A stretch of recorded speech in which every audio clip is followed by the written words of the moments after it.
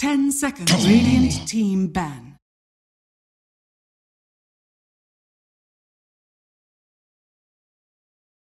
EG's turn to ban.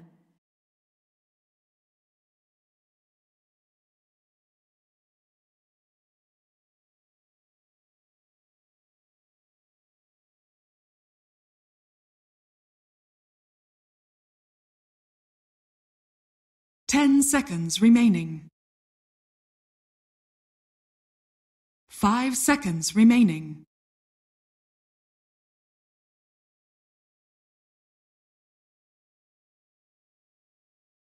Radiant team pick. EG's turn to pick. Night Stalker.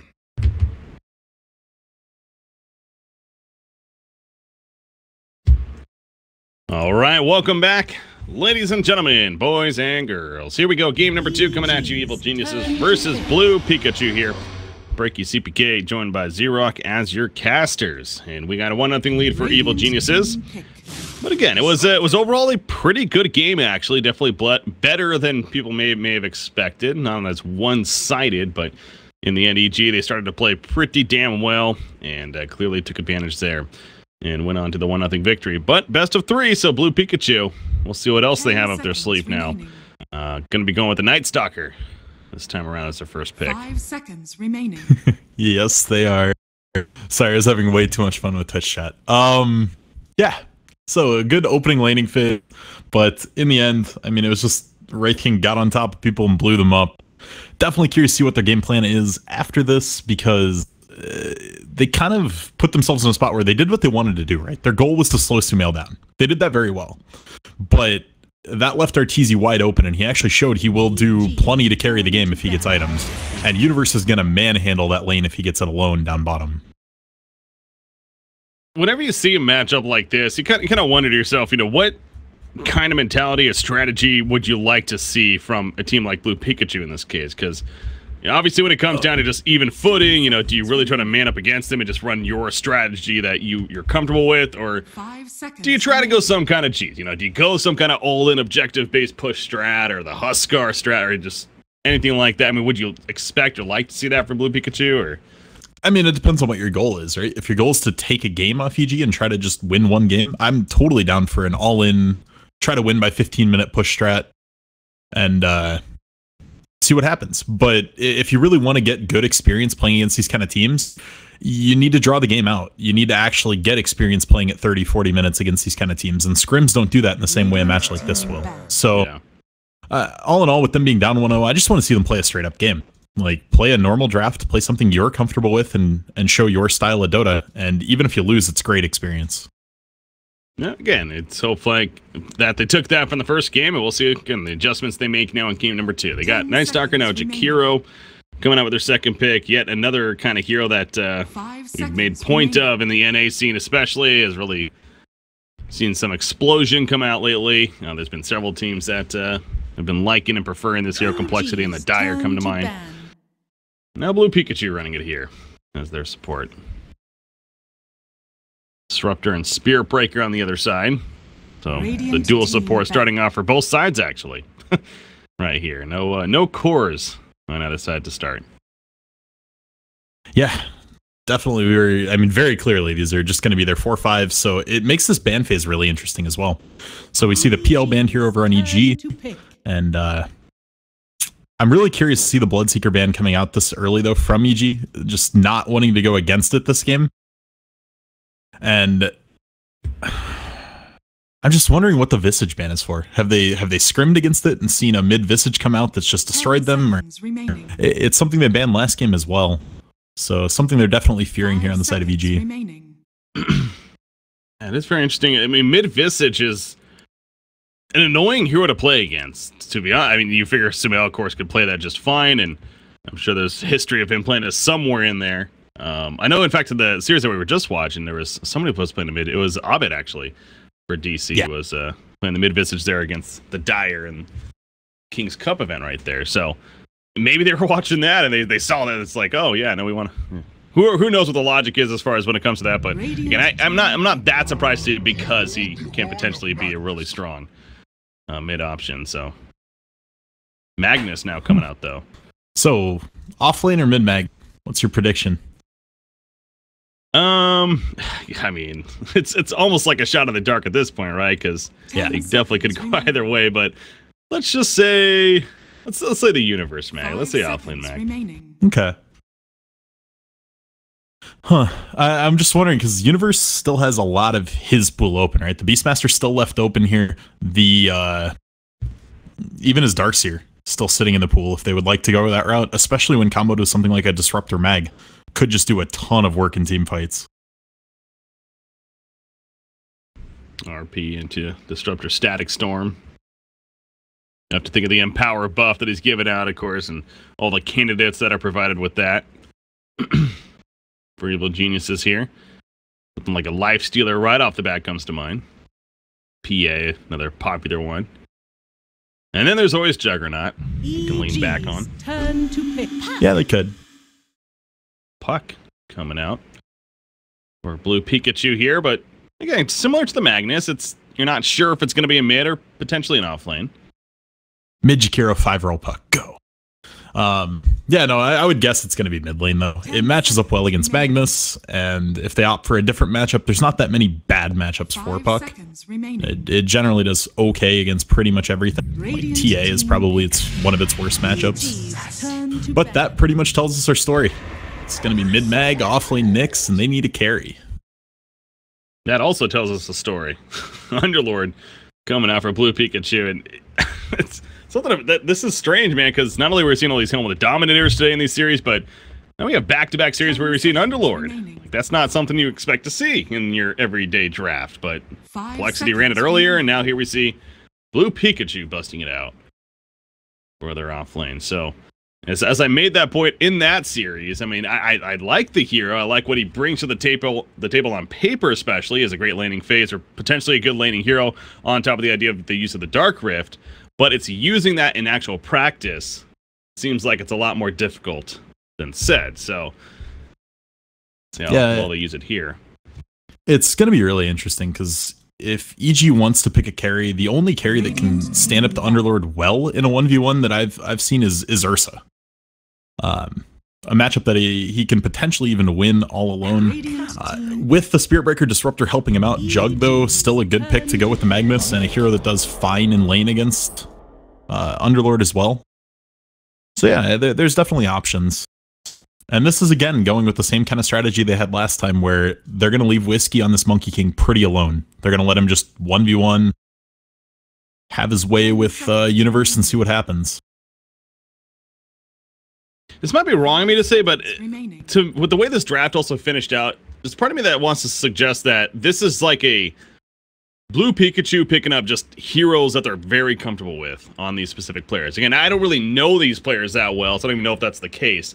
But again, seeing the Underlord and then final picking a Monkey King like they did right there as a core Monkey King, do you think there's something to that, or is this actually look like a solid lineup potentially against what Evil Geniuses is running? Anti-mage. And now it's going to be an Arteezy Anti-Mage on top of that to finish it off.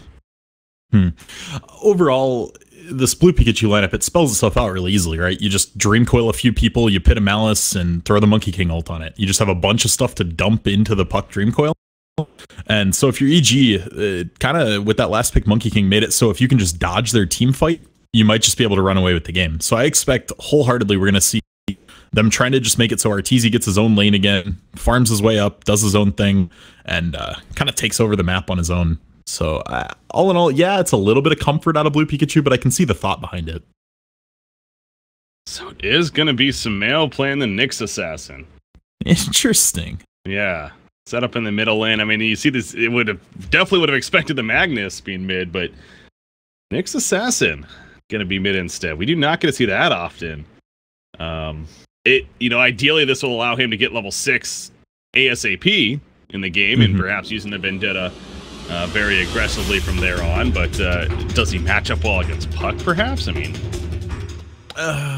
it's not a great matchup, but the one thing I will say is if they think they're going to get tri-lane mid again, Nyx offers turnaround potential in spades.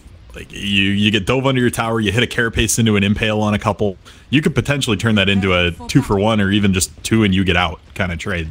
So they maybe just be thinking, you know, they're going to camp me middle. Let's put the tankier hero with a lot more base regen mid.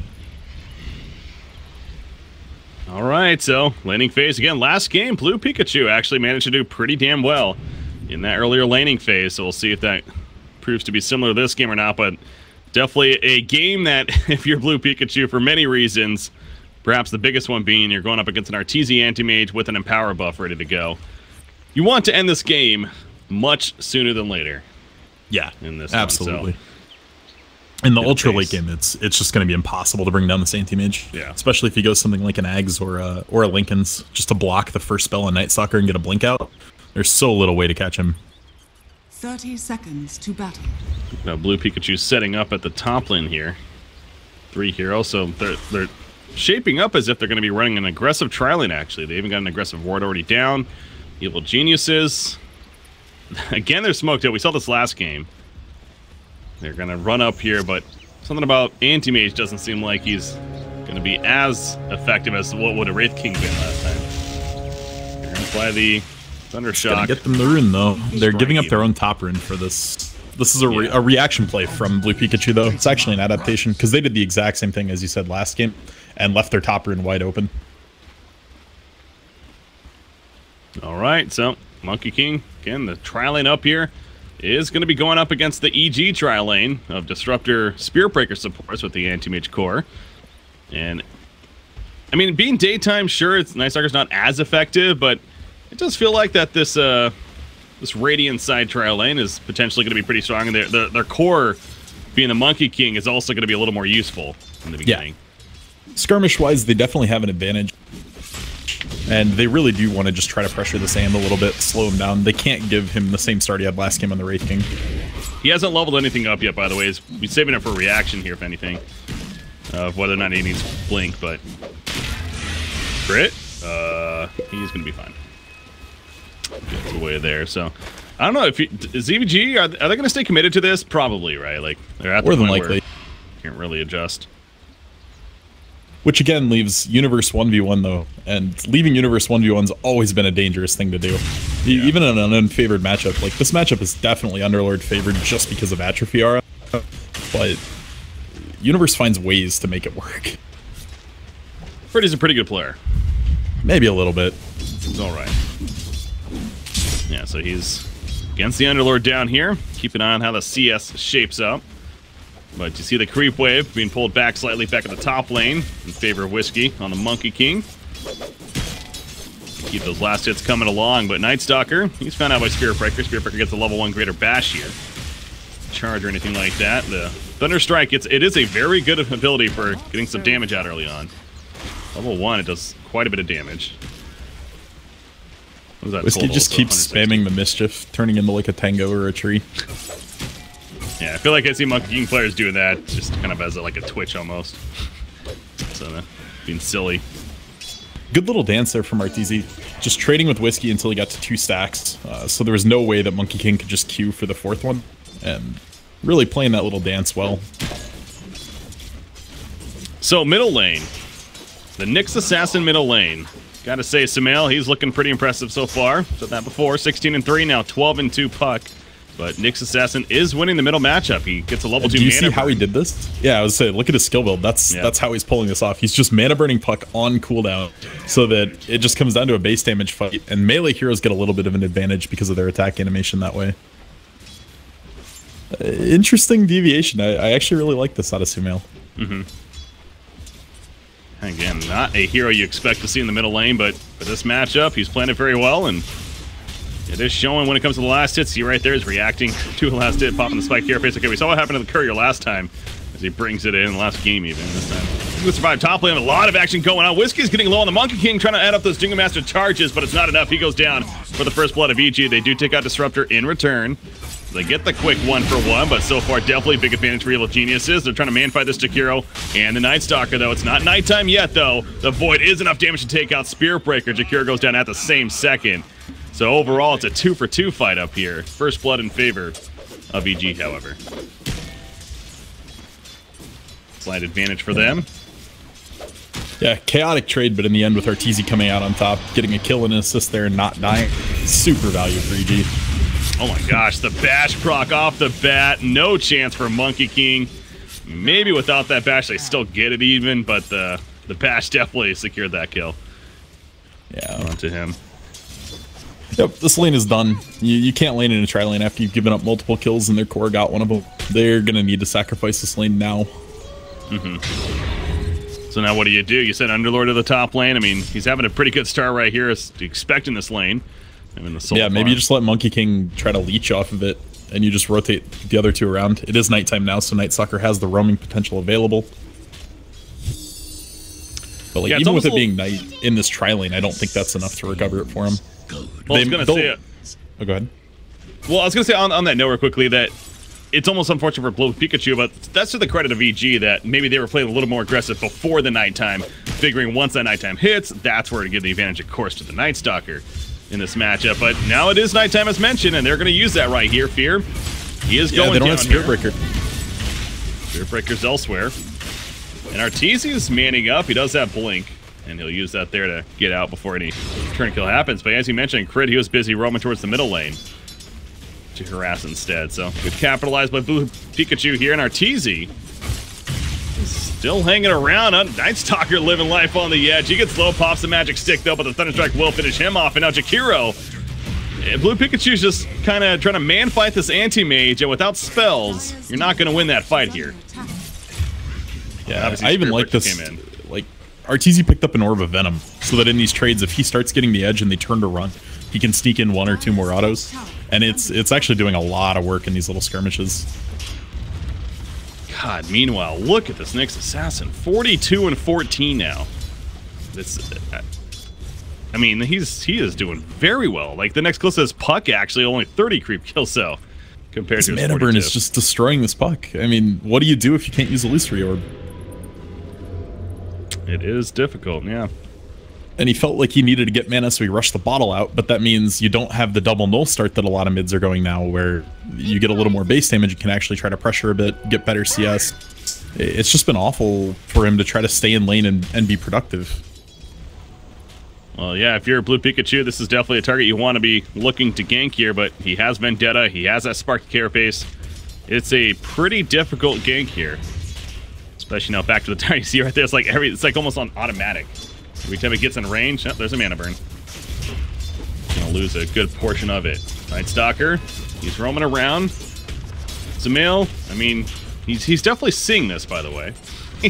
He knows that this is going on with that ward, so he's kind of just slowly beating away at the creep, still trying to last hit here while adjusting his positioning and continuing to mana burn the Puck.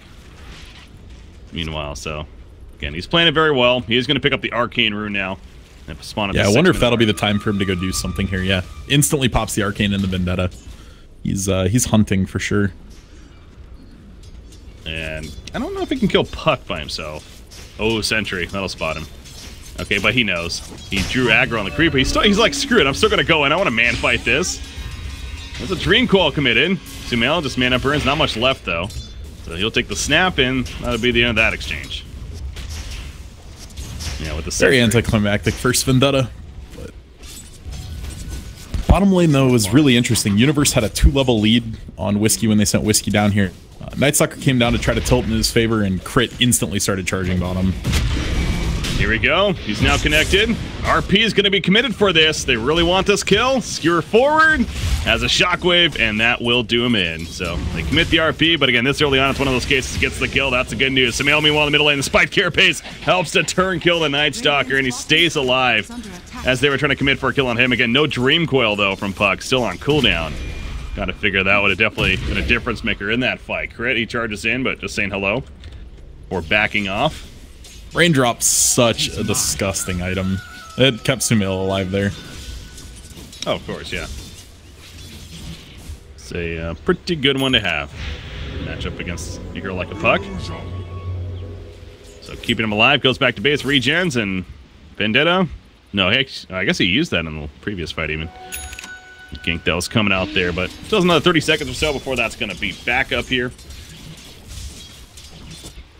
If he wants to make quick use of it or not. Underlord, his Dark Rift actually just came off cooldown. They're hunting Whiskey bottom. I'm using it earlier, but not going to be able to get to him though. Oh wow, yeah, the first tower's still up.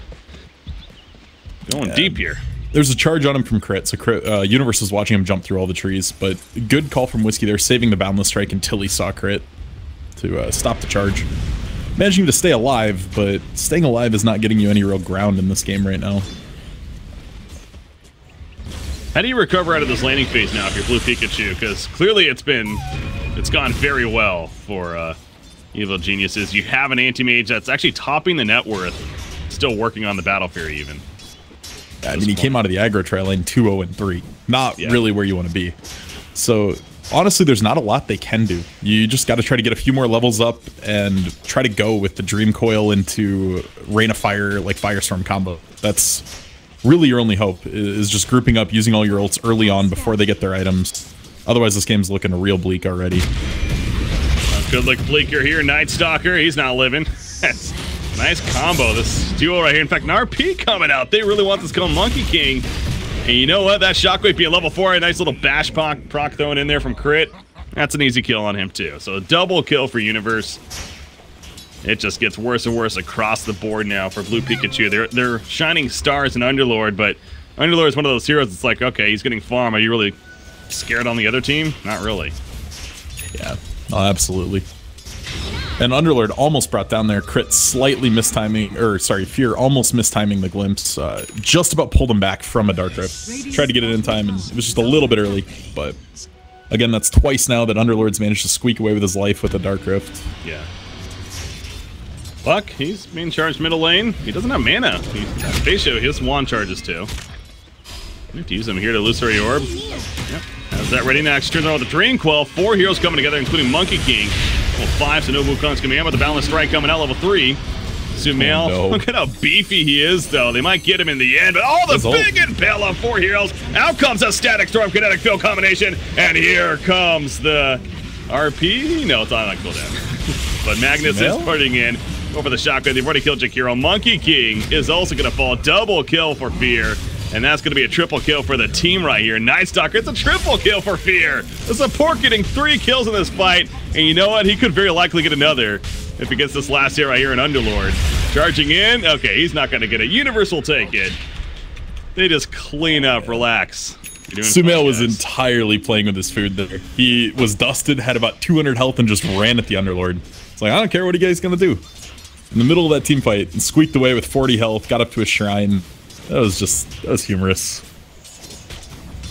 Can't believe not only does he live, but that 4-man impale. Man, if they had RP on top of that, and I saw the Magnus coming, but it just took forever with that teleport. And then he eventually got there, and he didn't even have it anyways. But of course, they cleaned up. It didn't necessarily do it in big RP style, but you get the 4-0 in the fight. Now the 14-3 lead. So this is what we're talking about after the first game there. It could have very easily been a quick showing from EG, and it's looking like in game 2 so far.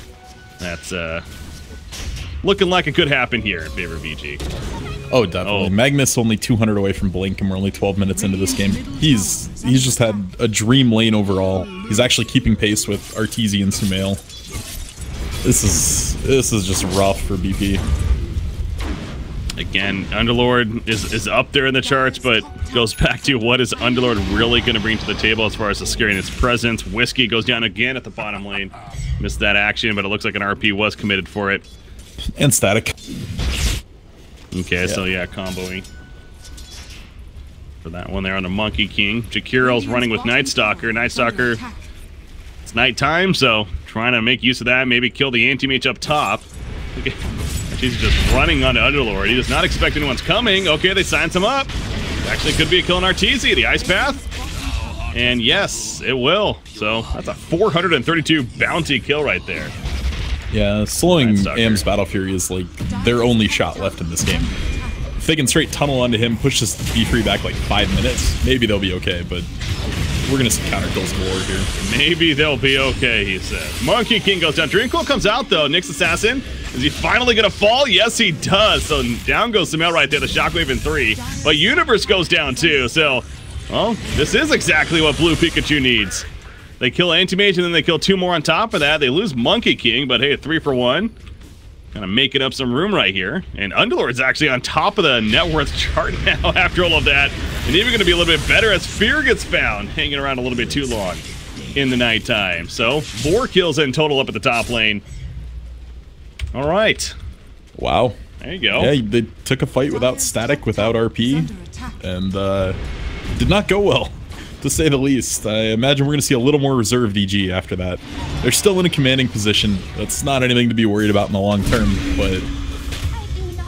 Oh, no, yeah. No, this is still looking very good for EG, but it's fun to see, you know, Blue Pikachu definitely not giving up and winning a fight there, but it continues to be the issue, though. It's just Underlord, right? Like, he has a mechanism now. That's great. It's going to be nice for team fights, but their cores that are being the damage dealers, both Puck and especially Monkey King, have absolutely nothing. I mean, Puck, he's still trying to finish his freaking phase boots at this point. Monkey King's second lowest net worth in the game.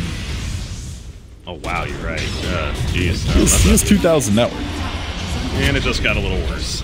He gets found in. Here's the lowest net worth in the game, Jakiro. Go one after the other. Save. Not going to be able to save himself there. Puck, he comes in. There's a Dream Coil. It's just, this is your tunnel vision game, though, of Blue Pikachu. They're coming in one by one. Mech Heal comes out, though, from Underlord. He's here to save the day for his team. Nyx Assassin, he might die here. Sumail, what am I saying? He's fine. Limps back. Got the Puck.